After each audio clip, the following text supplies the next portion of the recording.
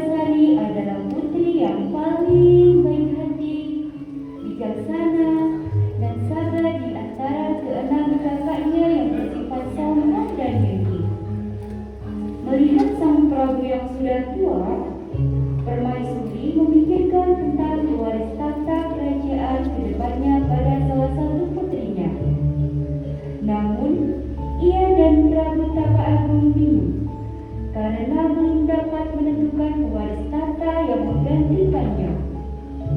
Sedangkan beberapa waktu lalu, Prabu Tapa Agung bermimpi untuk meninggalkan istana dan memberikan tahtanya kepada Putri Purbasari. Padahal, putri sulungnya adalah Purbarara. Hal itu membuat hati sang Prabu semakin gundah.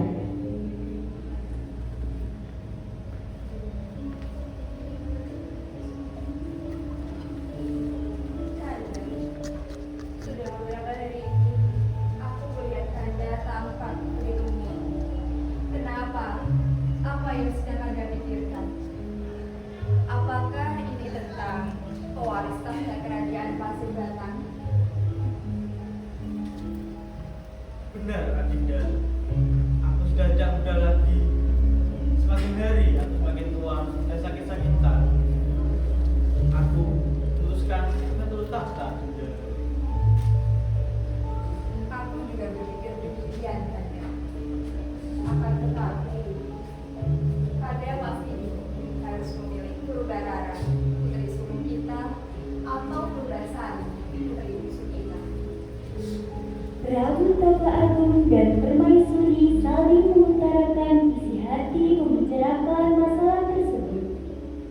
Beberapa waktu setelah itu, Prabu Tapa Agung dan Permaisuri akhirnya memutuskan dan menetapkan untuk menyerahkan tahta kerajaan kepada putri bungsunya, Putri Purbasari.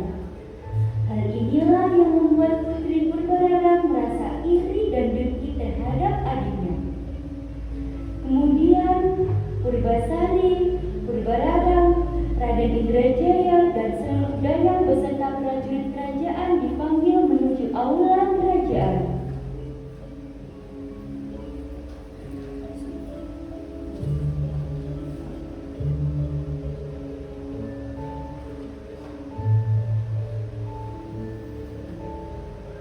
Wahai putri-putriku, ayahandamu ini sudah tidak muda lagi dan sudah tua sakit-sakitan.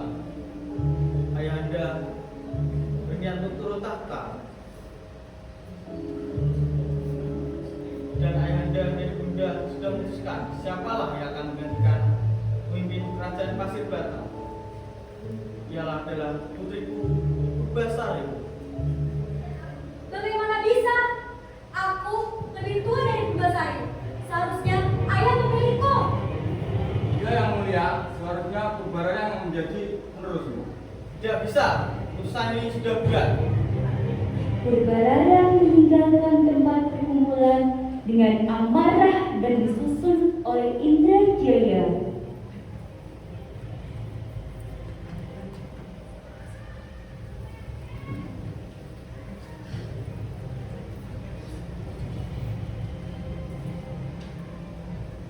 Purbarara, memangnya kamu terima jika adikmu menjadi ratu?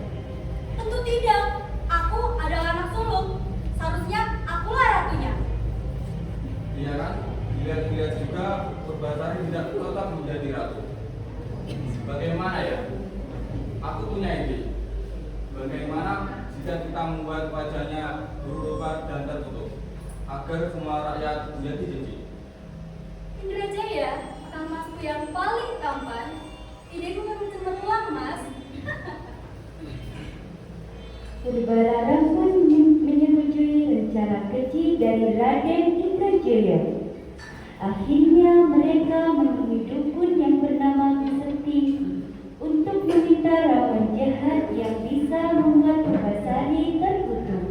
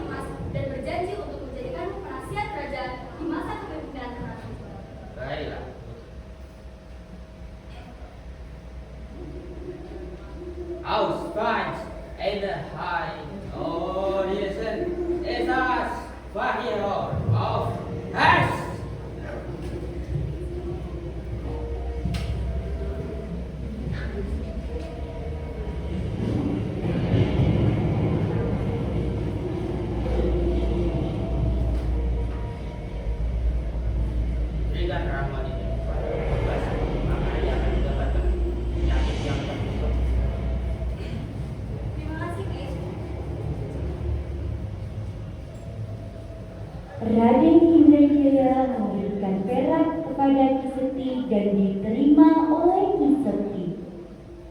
Terimalah perak ini sebagai imbalan. Terima kasih. Aku akan menunggu dan menagih janji kepada kalian kelak. Setelah mendapatkan ramuan tersebut dari Ki Sekti, mereka pun kembali ke kerajaan untuk mencampur ramuan tersebut ke dalam minuman Purbasari. Saat makan siang, ada dayang yang akan mengantarkan makanan ke kamar Purbasari. Purbarara memberikan perintah kepada dayang supaya memberikan minuman yang sudah diberi ramuan dari Mbah Dukun kepada Purbasari. Ini pasti akan berhasil. Dayang!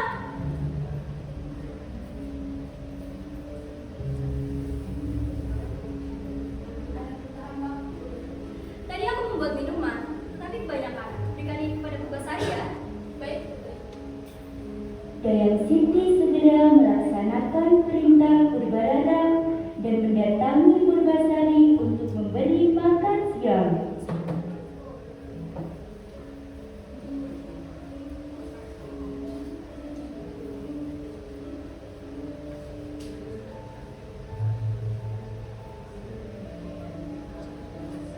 Maaf Putri, ini makanan dan minum. Terima kasih Dayang. Baik. Tiba-tiba, Purbasari merasa ada yang aneh dalam dirinya. Ia merasa gatal dan terus menggaruk tubuhnya. Astaga, apa yang terjadi pada tubuhku? Kenapa terasa sangat gatal dan panas? Kakak, ada apa dengan tubuhmu? Aku tidak tahu.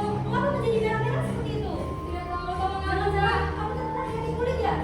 Aku akan segera memberikan ini pada ayah dan ibunda. Ayo.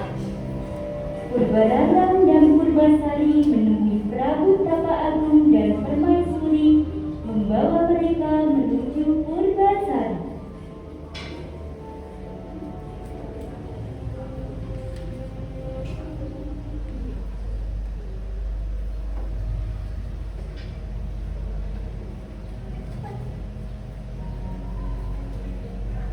Ayahanda, ibunda, lihatlah Purbasari. Dia terkena kutukan mengerikan dan menjadi buruk rupa. Seharusnya tata kerajaan diberikan kepadaku, bukan kepada Purbasari. Sebentar lagi, bukan hanya Purbasari saja yang terkena kutukan, tapi seluruh kerajaan. Baiklah, kalau begitu kita harus memastikan Purbasari. Baiklah, demi keamanan dan kebaikan kerajaan, Purbasari baiknya diasingkan saja ke hutan. Baiklah, jika itu adalah keputusan yang terbaik. Aku rela jika kakak turun kepada Purbarara. Mari, Putri. Dayang Sari dan 2 orang prajurit mengantar Purbasari melakukan perjalanan menuju ke hutan.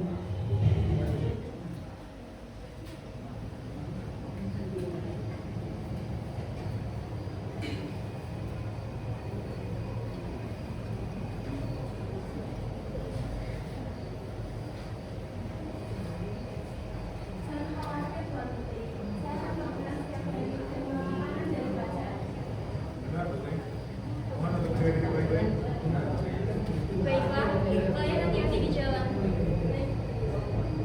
Sementara itu di kerajaan, terjadilah kekacauan karena Purbarara tidak dapat menjadi ratu yang bijaksana terhadap rakyatnya.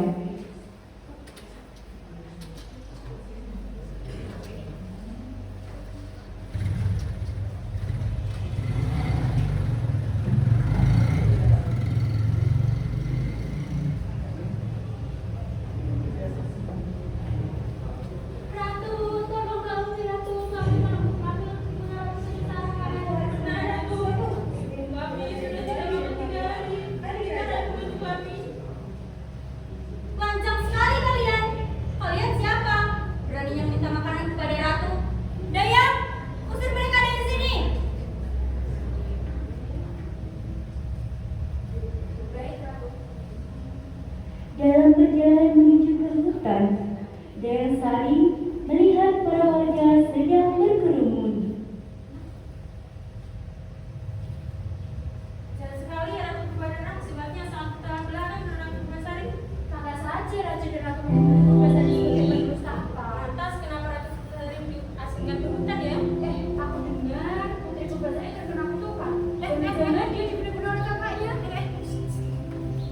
Dayang Sari segera melanjutkan perjalanan menuju tempat Purbasari.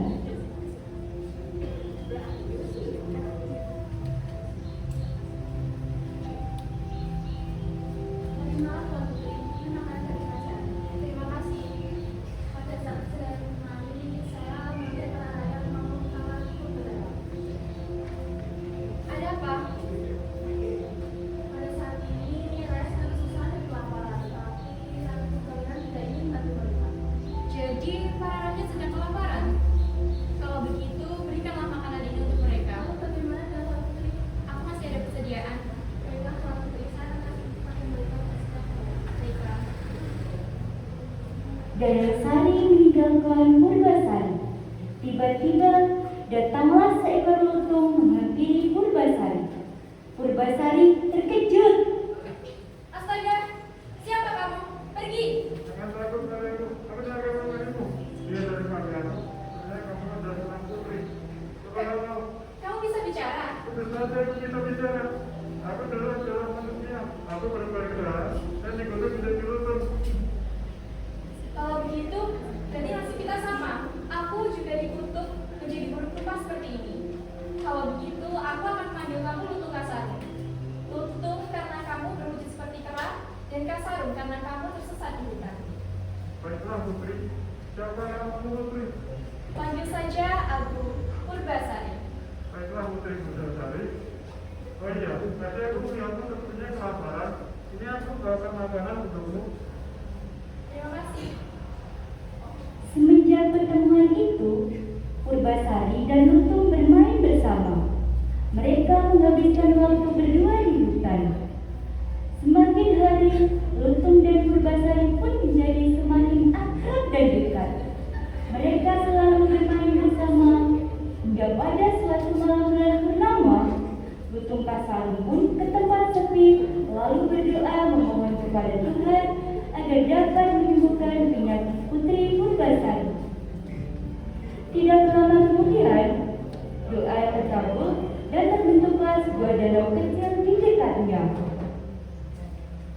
Putri, kemarilah putri. Ada apa, Lutung? Kasihlah tanganmu di danau ini. Baiklah.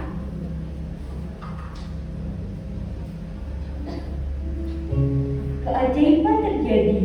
Secara tiba-tiba, kutukan Purbasari menghilang dan kini ia menjadi semakin cantik. Wah, kutukanku menghilang. Aku sudah kembali seperti semula. Cobalah, Lutung. Mungkin kutukanku juga akan hilang seperti kutukanmu. Tidak bisa putri, kutukanmu akan berhenti aku menemukan kita terjadi. Oh, begitu. Baiklah. Wah, Tuan Putri sudah sembuh. Kutukannya menghilang. Benar, ini semua berkat Lutung Kasarung. Kalau begitu, ini makanan Tuan Putri. Terima kasih, Daya. Dayang Sari kembali menuju ke kerajaan. Kemudian menceritakan apa yang terjadi terhadap Purbasari kepada dayang lainnya.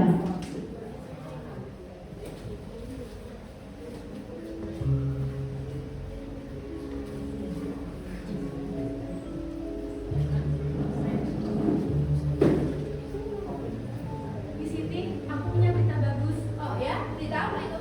Tuan Putri Purbasari, dia sudah sembuh dan jauh lebih cantik dari biasanya. Tanpa diketahui, ternyata Purbalarang mendengarkan pembicaraan mereka.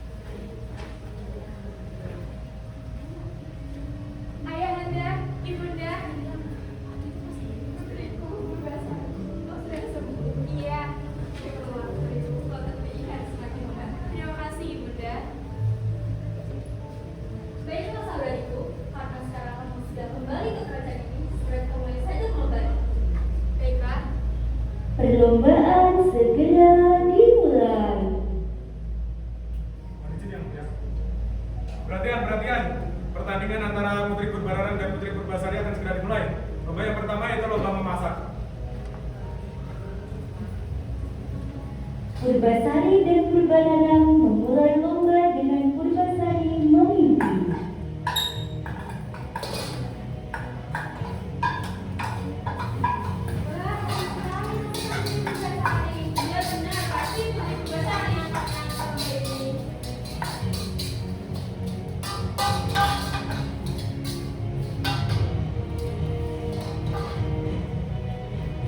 Baiklah, pemenang perlombaan masa adalah Putri Purbasari.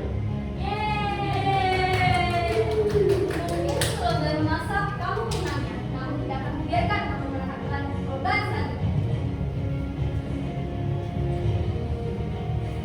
Lomba selanjutnya adalah lomba kebersamaan pasangan.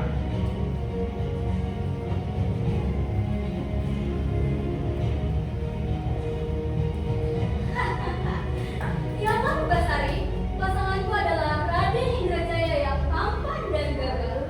Mana pasanganmu? Kau pasti tidak akan punya pasangan. Sudah dapat dipastikan, akulah pemenangnya. Tunggu dulu, saudariku. Aku juga memiliki pasangan. Dia adalah pasanganku, Lutung Kasari. Dia yang selama ini membantuku di hutan. Aku sangat menyayanginya. Hah? Lutung? Pasanganmu siapa Lutung?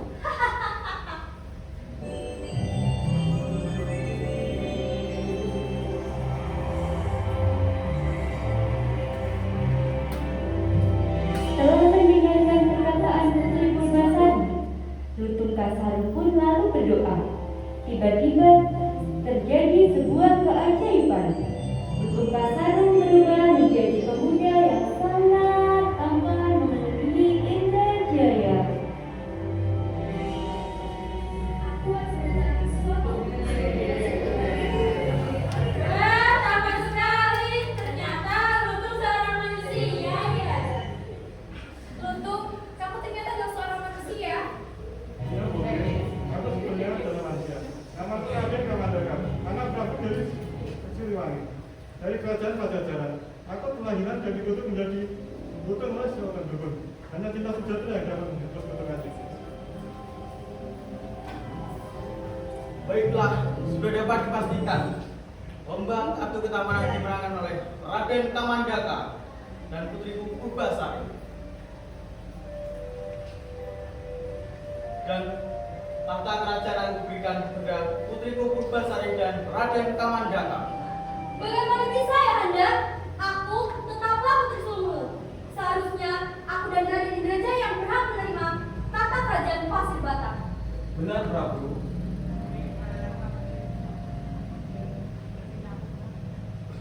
Tiba-tiba datanglah Ki Sekti di hadapan seluruh anggota kerajaan. Siapa kamu? Kenapa kamu di sini? Aku dalam menanti janji anakku si Purbara. Janji apa itu Purbalarang? Itu tidak benar ya, Anda. Semua yang ikan tentang anakku tidak benar. Apa yang kau bicarakan, Purbara? Kau menjanjikan kepadaku jika aku berhasil membuat si Purbasari terkutuk, maka kau akan menjadikanku menjadikanku penasehat kerajaan. Apakah benar seperti itu Purbalarang? Aku ya, Anda. Aku menyesal. Jangan usir aku dari kerajaan. Purbasari, maafkan aku. Aku janji tidak akan berhutang kamu lagi. Tapi mohon ampuni aku. Ampun Prabu, maafin kami. Tidak bisa. Prajurit, saya bawa dia ke hutan sana. Sekarang juga. Jangan, Anda, Ibunda. Tolong, jangan. Akhirnya, Putri Purbasari dan Raden Kamandaka pun menikah dan menjadi pemimpin kerajaan Pasir Batang dengan adil, bijaksana, dan makmur. Sedangkan Putri Purbalarang dan Raden Indrajaya yang diasingkan pun menjalani hidup dengan penuh kesengsaraan dan kesedihan.